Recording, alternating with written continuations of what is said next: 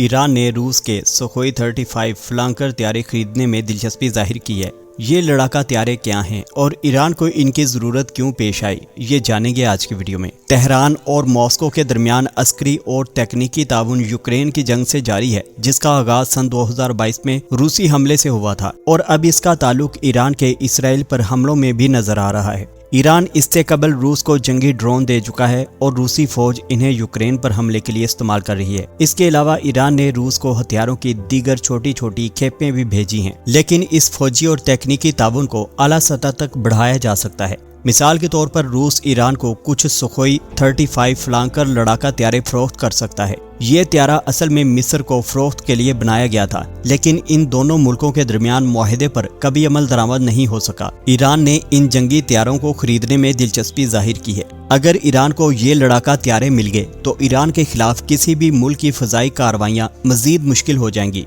इस वक्त ईरानी फजाइया के पास सिर्फ चंद दर्जन जंगी त्यारे हैं, जिनमें से ज्यादातर पुराने रूसी और अमरीकी मॉडल्स हैं, जो इस्लामी इनकलाब सन 1979 से पहले के दौर के हैं। सुखोई Su-35 रूसी फजाइया के जदीद तरीन त्यारों में से एक है। ये एक भारी भरकम सुपरसोनिक लड़ाका त्यारा है जो 70 फीट से ज्यादा लंबा है। सुखोई Su-35 जब हवा में महवे परवाज होता है तो इसका वजन 35 टन तक जा सकता है। इस त्यारे में 2 इंजन होते हैं, जिनमें से हर एक इंजन 31,000 पाउंड्स जितनी ताकत फराहम कर सकता है। भारी भरकम होने के बावजूद ये जहाज पलक झपकते ही अपनी समत तब्दील करने की सलाहियत रखते हैं। सन 2023 के मौसम बहार में ईरानी रेडियो ने अक़वाम मुत्तहिदा में ईरान के वफद में शामिल नामालूम रुकन का हवाला देते हुए इतला दी कि जंगी त्यारों का मुआहदा हो गया है, लेकिन इसके बाद से ईरान की जानिब से त्यारों की फराहमी के मुतालिक कोई रिपोर्ट जारी नहीं की गई। फिलहाल इस किस्म के 20 से ज्यादा लड़ाका त्यारे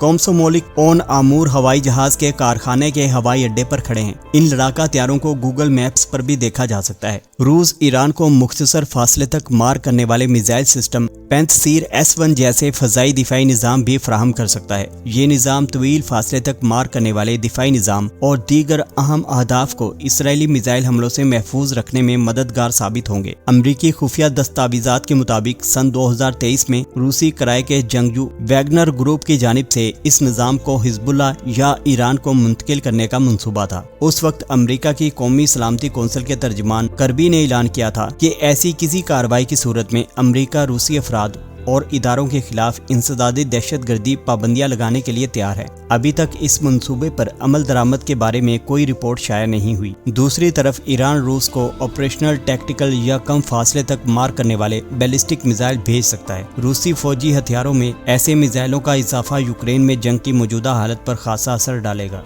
इसराइल के साथ जंग की सूरत में ईरान, जो इस मुल्क से तकरीबन 1000 किलोमीटर दूर है, को दरमियानी फासले तक मार करने वाले मिसाइलों की जरूरत होगी।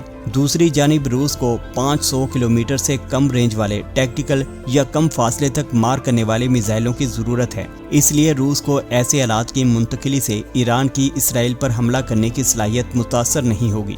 ये मसला इतना संगीन है कि इसने मॉस्को और वाशिंगटन के दरमियान मजीद सफारती तनाव पैदा कर दिया है। ईरान ने सरकारी तौर पर इन मिसाइलों को रूस भेजने की तरदीद की है। दोस्तों, वीडियो को लाइक कीजिए, हमारे चैनल को सब्सक्राइब कीजिए। शुक्रिया।